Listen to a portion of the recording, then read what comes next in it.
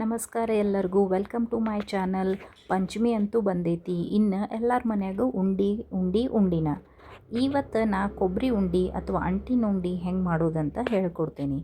ನಾ ತೋರಿಸೋ ಎಲ್ಲ ಸಾಮಾನುಗಳನ್ನು ನೀವು ಚೆಂದಂಗೆ ಕಟ್ ಮಾಡ್ಕೊಂಡು ಇಟ್ಕೊಳ್ರಿ.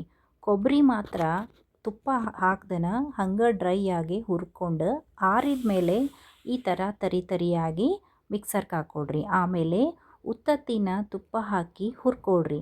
ಇದು ಸ್ವಲ್ಪ ಆರಿದ ಮೇಲೆ ನೀವು ಮಿಕ್ಸರ್ಗೆ ಹಾಕ್ಕೊಂಡು ಮಾಡಿರುವಂಥ ಕೊಬ್ಬರಿ ಒಳಗೆ ಹಾಕಬೇಕಾಗ್ತೈತಿ. ಈಗ ನಾನು ಅಂಟನ್ನು ಹುರ್ಕೊಳಕತ್ತೀನಿ ರೀ. ಅಂಟನ್ನು ನೀವು ಏನು ಮಾಡಬೇಕಾಗ್ತೈತಿ, ಸ್ವಲ್ಪ ತುಪ್ಪ ಹಾಕ್ಕೊಂಡು ಹುರ್ಕೊಳ್ರಿ. ನಾ ಇಲ್ಲೇ 3 ಸ್ಪೂನ್ ಅಂಟು ತೊಗೊಂಡು ಹಾಕ್ಕೊಂಡು ಹುರ್ಕೊಂಡೇನಿ. ಅದನ್ನು ಇದ್ರೊಳಗೆ ಸೇರಿಸ್ಕೊಳ್ರಿ. ಈಗ ಆಳ್ವಿ ಒಂದು 2 ಚಮಚಿ ಆಳ್ವಿನ ತುಪ್ಪದಾಗ ಹುರ್ಕೋಬೇಕಾಗ್ತೈತ್ರಿ. ಇದನ್ನು ಹುರ್ಕೊಂಡು ಹಾಕ್ಕೊಳ್ರಿ. ಈಗ ಬಾದಾಮಿ ಸಪ್ರೇಟಾಗಿ ಹುರ್ಕೊಳ್ರಿ. ಆಮೇಲೆ ಗೋಡಂಬಿನೂ ಸಪ್ರೇಟಾಗಿ ಹುರ್ಕೊಂಡು ಈ ಕೊಬ್ಬರಿ ಇದ್ರೊಳಗೆ ಹಾಕ್ರಿ.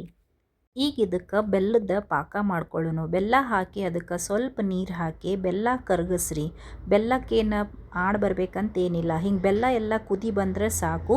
ಈಗ ಇದನ್ನು ಇದ್ರೊಳಗೆ ಹಾಕಿ ಚೆಂದಂಗೆ ಮಿಕ್ಸ್ ಮಾಡ್ಕೊಂಡು ಉಂಡೆಯನ್ನು ಕಟ್ಕೊಳ್ರಿ.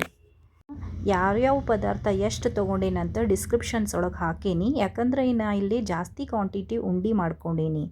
ಈ ವಿಡಿಯೋ ನಿಮಗೆ ಇಷ್ಟ ಆಗಿದ್ರೆ ನನ್ನ ಚಾನಲ್ ಲೈಕ್, ಶೇರ್ ಮತ್ತು ಸಬ್ಸ್ಕ್ರೈಬ್ ಮಾಡಿರಿ. Thank you.